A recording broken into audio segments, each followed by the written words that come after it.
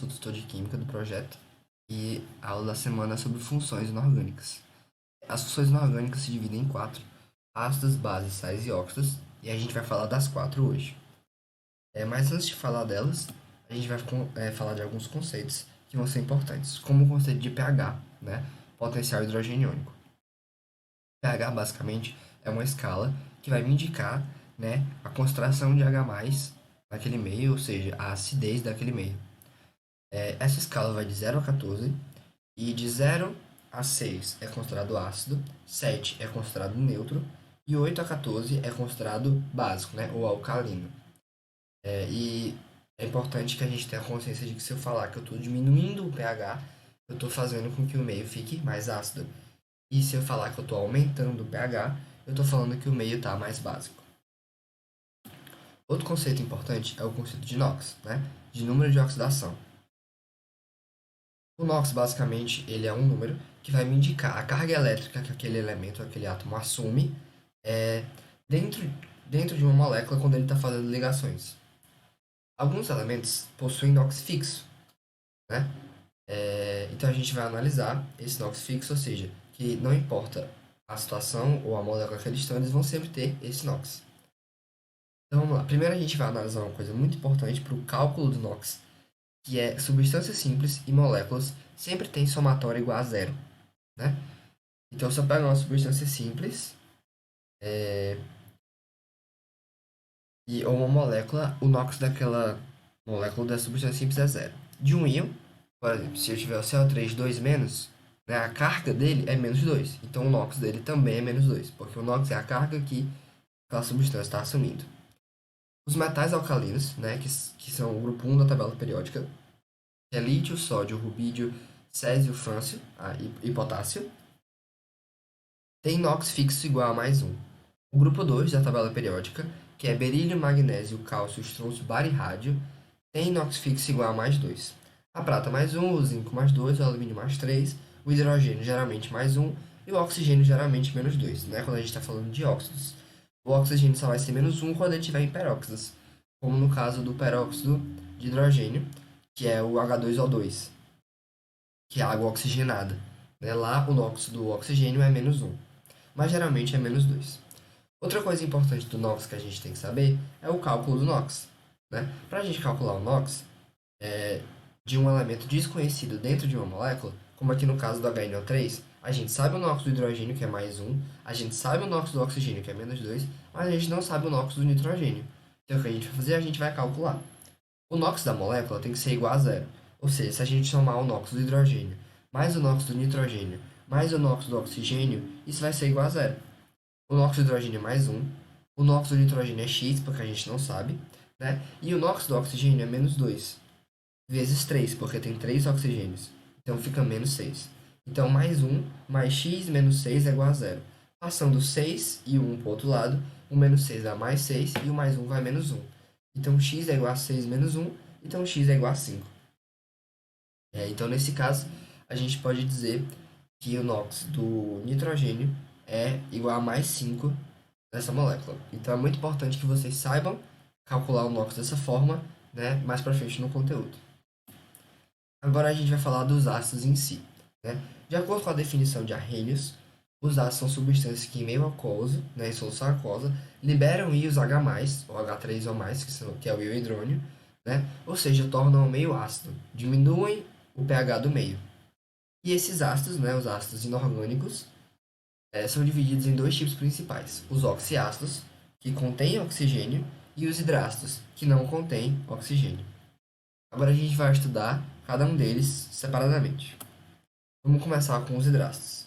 Os hidrácidos são os ácidos que não possuem oxigênio, como vocês podem ver aqui, como HCl, como HI, como HF. Né? O H2S também é um exemplo. A primeira coisa que eu quero estudar com vocês dos hidrácidos é a nomenclatura. Né? Por que a nomenclatura é importante para o Enem? Se o Enem não cobra questões de nomenclatura em si. Porque geralmente o Enem não vai colocar a fórmula lá. Né? Ele pode colocar a fórmula e pedir a nomenclatura, ou colocar a nomenclatura no texto e a resposta está na fórmula. Então você tem que saber a nomenclatura e a fórmula para você tem uma chance maior de acertar as questões. Então é muito importante saber as nomenclaturas. Então vamos lá. A regra básica dos hidratos é o seguinte. Começa com a palavra ácido, porque todo ácido começa com a palavra ácido, né? É a primeira regra de todos os ácidos é começar com a palavra ácido. A segunda palavra vai ser uma junção de dois fatores. O nome do ânion, né? E o sufixo, ou seja, no final, hídrico. Vamos analisar aqui o HCl. Começa com a palavra ácido, depois vem o nome do ânion, que é cloro, né? E depois o sufixo hídrico. Então é ácido clorídrico, né? Então o HCl é ácido clorídrico. Vamos analisar agora o HF. O HF começa com a palavra ácido, o nome do ânion é flúor e você coloca o sufixo hídrico, né? Então é ácido fluorídrico. O HF é ácido fluorídrico. Basicamente isso, a nomenclatura dos hidratos é bem tranquila. A dos oxiácidos é um pouco mais complicada, mas eu vou tentar facilitar para vocês. Agora a gente vai ver a questão da força dos hidratos. A maioria dos hidratos são considerados fracos, né? Os únicos hidratos que não são fracos é o HCl, o HBr e o HI, que são fortes, e o HF, que é moderado. Certo? Então, assim, os ácidos são fracos, menos os ácidos, né, dos halogênios. Né? Porque cloro, bromo, iodo e flúor são halogênios e são os ácidos fortes. Uma coisa que eu quero analisar com vocês é todos são do grupo 17. Mas por que que o HF é mais fraco que os outros? Né? E entre os outros, entre o HCl, o HBr e o HI, qual deles é mais forte? Isso vai depender da eletronegatividade. Porque assim, a força de um ácido depende do quão fácil é daquele ácido liberar o hidrogênio no meio. Então, quanto mais fácil for daquele ácido liberar o hidrogênio no meio, mais ácido ele é, ou seja, mais forte ele é. Porque ele vai liberar mais H+. O HF, né, o flúor, tem a maior eletronegatividade entre todos, porque ele tem a maior eletronegatividade da tabela periódica. Então, é muito mais difícil liberar o hidrogênio no flúor do que nos outros. Por isso que o HF é mais fraco que os outros. E nos outros, o HI é o mais forte, depois o HBr e depois o HCl, porque a eletronegatividade cresce de baixo para cima na família, né, no grupo 17. Então agora a gente vai ver uma parte, né, que é dos hidratos no dia a dia. Que eu vou falar de alguns hidratos e falar da importância deles. O HCl com certeza é o hidrato mais importante que vocês mais vão ver nas questões. Ele também é conhecido como ácido muriático, quando está utilizado, quando está diluído e vendido nos supermercados, é chamado de ácido muriático, e que é muito utilizado para limpeza. Tem o HF, que é o ácido fluorídrico, e que a principal característica dele é porque, assim, os ácidos, eles corroem plástico, então eles têm que ser armazenados em recipientes de vidro. Já as bases, elas corroem vidro, então elas têm que ser armazenadas em recipientes de plástico. O HF é o contrário. Ele não corrói plástico, mas corrói vidro. Então ele tem que ser armazenado em recipiente de plástico, que é o contrário de todos os ácidos. De todos os outros ácidos. E o último hidrato que eu vou falar com vocês é o ácido cianídrico, que é o HCN. Que mesmo sendo um ácido fraco, ele é muito perigoso. Porque ele é tóxico. Porque ele contém, né, uma substância que é o cianeto. Que é uma substância que se liga aos citocromos da cadeia respiratória, impedindo a respiração celular. Né? Por isso que o HCN é tóxico. Agora a gente vai falar dos oxiácidos. Os oxiácidos são os ácidos inorgânicos que possuem a presença de oxigênio, como o H2CO3 e o H3PO4. Né? A primeira coisa que eu quero analisar com vocês dos oxiácidos é a nomenclatura deles, que é um pouco mais complicada, mas seguindo uma regra geral, tem algumas exceções, mas a gente vai ver tudo. Começa com a palavra ácido, né, como todos os ácidos, e a segunda palavra é composta de 3 fatores: o prefixo, o nome do ânion, certo? E o sufixo. E para saber qual vai ser o prefixo e o sufixo que vai ser colocado, a gente vai precisar calcular o NOx do elemento do átomo central desse ácido. Por exemplo, o ácido, né, que é o H3PO4. O átomo central dele é o fósforo. Né? O átomo central vai ser sempre aquele que não é o hidrogênio nem o oxigênio. Então, é o fósforo. Se a gente calcular o NOx do fósforo, nesse caso, o hidrogênio é 1, então fica mais 3. O oxigênio é menos 2. Vezes 4, menos 8. Então, x, né? Passa o menos 8 para o lado, fica mais 8. O mais 3 para o lado fica menos 3. Então, x é igual a 8 menos 3, então x é igual a 5. Então, a gente pode dizer que o NOx do fósforo é igual a mais 5. Agora vamos analisar a tabela. Se for mais 1 ou mais 2, o prefixo é hipo e o sufixo é oso. Se for mais 3 ou mais 4, não tem prefixo e o sufixo é oso. Se for mais 5 ou mais 6, não tem prefixo e o sufixo é ico, né? Então, se a gente analisar aqui, ó, é ácido, né? Aí, prefixo, mais 5 ou mais 6 não tem prefixo. Então, o nome do ânion é fósforo, certo? Fósforo. E o sufixo é ico. Então, ácido fosfórico. É isso. É um pouco mais complicado porque tem algumas exceções, como o H2CO3 que eu coloquei aqui para vocês. Se vocês quiserem calcular o NOx do carbono ali no H2CO3, o NOx vai ser mais 4, né? Ou seja, ele teria que ser o ácido carbonoso. Mas, ele na verdade se chama ácido carbônico. Por quê? Porque esse ácido é o único ácido de carbono. Então, como ele é o único ácido de carbono, ele adota o sufixo ico, certo? Então, o ácido carbônico é uma exceção que não segue essa tabela. Deveria ser ácido carbonoso, mas na verdade é ácido carbônico, certo? Agora a gente vai ver sobre a força dos oxiácidos. Para descobrir a força dos oxiácidos, a gente tem que fazer uma conta. A gente vai pegar o número de oxigênios e vai subtrair do número de hidrogênios do oxiácido. E o resultado determina a força. Se o resultado for 3, é um ácido muito forte. Se o resultado for 2, é um ácido forte. Se o resultado for 1, é um ácido moderado. E se o resultado for 0, é um ácido fraco. Vamos analisar aqui um ácido, o H2SO3, que eu coloquei lá embaixo. Olha. O, o H2SO3, na verdade, vamos analisar o H2SO4, né, que é o ácido sulfúrico. O H2SO4, ele tem 4 oxigênios e 2 hidrogênios. Se eu subtrair a quantidade de oxigênios pela quantidade de hidrogênios, 4 menos 2 é igual a 2. Então, o ácido sulfúrico é um ácido forte. Vamos analisar agora o ácido carbônico, né, que é o H2CO3. Ele tem 3 oxigênios e ele tem 1 hidrogênio. Se a gente for subtrair a quantidade de oxigênios pela quantidade de hidrogênios, 3 menos 2 é igual a 1. Então, o ácido carbônico deveria ser um ácido moderado. Só que ele é uma exceção de novo. O ácido carbônico, ele é um ácido que a gente chama de ácido instável. Ele é um ácido que não se mantém por muito tempo nessa forma. Ele vai se decompor em água e CO2, certo? Por isso, ele é considerado um ácido fraco. Mesmo que pelo cálculo ele fosse moderado, como ele é instável, né, ele acaba sendo um ácido fraco. Os outros ácidos instáveis são o ácido sulfuroso, né, e o ácido tiosulfúrico, que é o H2SO3 e o H2S2O3.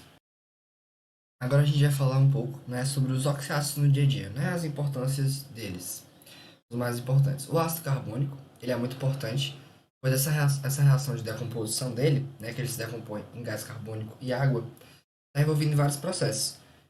A produção de gases refrigerantes acontece pela adição de H2CO3, e aí ele vai se decompondo e vai produzindo gases refrigerantes, e também está envolvido na formação dos corais de carbonato, né?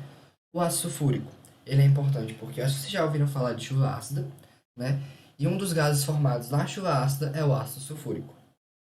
E o ácido fosfórico, ele é importante porque ele é responsável pela acidez, regulação de acidez dos refrigerantes.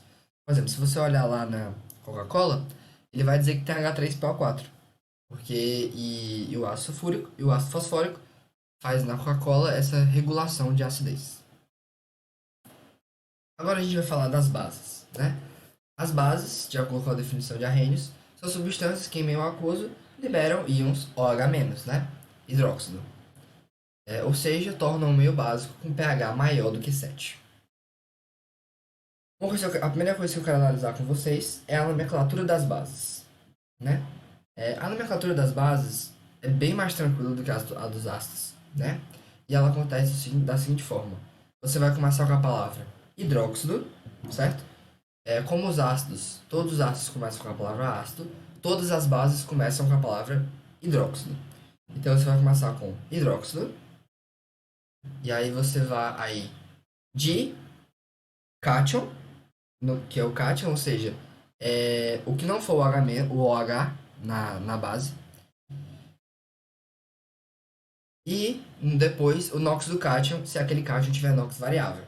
Então, eu vou passar aqui para frente só para mostrar um exemplo de base para vocês. Por exemplo, o NaOH, né? O NaOH vai ser o quê? Hidróxido de... Qual é o cátion? O OH da base, né? Porque vai ser sempre assim, alguma coisa OH, alguma coisa OH. O OH é o ânion. Então, o cátion é o sódio. Então, é hidróxido de sódio. Hidróxido de lítio no LiOH. No KOH, hidróxido de potássio. É isso. A nomenclatura das bases é bem tranquila, é basicamente isso. Agora que a gente já está aqui, vamos falar das forças das bases, né? A força das bases depende basicamente do cátion que forma ela, né? E essa força está muito atrelada à solubilidade dessa base também, ou seja, ao quão fácil é dela liberar o OH-. É o mesmo sentido dos ácidos, né? As bases fortes são a do grupo 1, né, que é NaOH, LiOH, KOH, e do grupo 2, né, que vai ser o CaOH, todos do grupo 2, menos o hidróxido de magnésio e o hidróxido de berílio, porque esses dois são fracos, né, e são parcialmente insolúveis, né? E todas as outras bases, fora essa que eu falei para vocês, são fracas, né? Como o NH4OH, que é o hidróxido de amônio, né? Que é uma base instável. O NH4OH ele vai se decompor em NH3, que é amônia, e água. Certo? Por isso também que é uma base fraca. Agora a gente vai falar um pouco das bases no dia a dia, né? Das bases mais importantes e das suas utilidades. O NaOH, que é o hidróxido de sódio, ela é conhecida como soda cáustica. E é com certeza a base mais importante. E é uma base muito forte, e que quando vem diluída na forma de soda cáustica, é muito utilizada para limpeza, né? Retirada de gordura, essas coisas. O hidróxido de magnésio, ele é muito famoso também, porque ele é vendido na farmácia, né, como leite de magnésia, quando ele está em suspensão. Uma suspensão de hidróxido de magnésio é chamada de leite de magnésia, e é importante porque ajuda a combater a azia, que é o aumento da acidez do estômago. O hidróxido de amônio eu já falei para vocês, que é uma base importante porque ela é instável e se decompõe em amônia e H2O.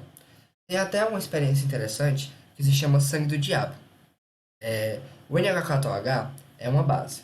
Eu não sei se vocês já viram isso, mas existe uma coisa chamada indicadores de pH, né? São substâncias que quando entram em contato com ácido ou com base, mudam de cor, né? E uma das mais famosas é a fenolftaleína.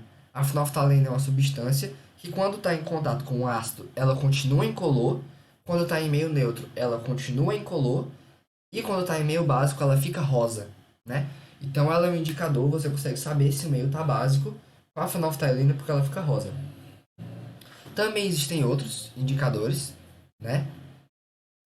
Vermelho de metila, azul de bromotimol, o repolho também serve como indicador, papel de tornassol, todos são indicadores de acidez, né? Que você vai colocar, eles vão mudar de cor e você vai saber, né? Por exemplo, o azul de bromotimol, ele fica azul no meio básico, né? Diferente da fenolftaleína que fica rosa. Então, cada um tem sua propriedade, né? E seu ponto de viragem.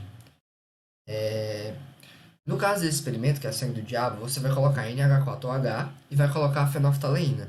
Nesse caso, vai ficar rosa, porque o NH4 é uma base. E aí, o que acontece é que você vai jogar na blusa de alguém. E aí vai manchar a blusa dessa pessoa de rosa. Só que quando essa pessoa balançar a blusa, simplesmente vai sumir. Por que vai sumir? Porque o NH4OH vai se decompor em amônia gasosa, que vai sair, né? Vai evaporar. E na blusa da pessoa vai ficar só água, né? Então esse experimento se chama sangue do diabo porque some, né? na verdade, é só a decomposição do NH4OH. Outra base importante é o hidróxido de cálcio, né? O hidróxido de cálcio, ele é importante, né? Porque ele é a cal, né? Ele é água de cal, que é aplicada principalmente em construções. Então, a cal, que é aplicada em construções, é justamente o hidróxido de cálcio. Outra utilidade que acontece para o hidróxido de cálcio é a consertar, né, regular a acidez do solo. A gente tem o cal, que é CaO, que é óxido de cálcio. E quando você quer regular a acidez do solo, você joga cal, CO, CaO, que também pode ser chamada de cal extinta. Você vai jogar no solo e você vai esperar chover ou vai regar e vai esperar a formação do hidróxido de cálcio aos poucos, né? Para assim você ir regulando a acidez do solo, né? Sem ser de uma forma muito agressiva. Então, de ácido e base é isso. E agora a gente vai entrar em sais e óxidos. Se você gostou desse vídeo, se inscreva no canal. Acompanhe também o nosso Instagram, @ajuda dos universitários. Deixe suas dúvidas no comentário. Todas as dúvidas serão tiradas, basta entrar em contato conosco. Estaremos sempre disponíveis para ajudá-los.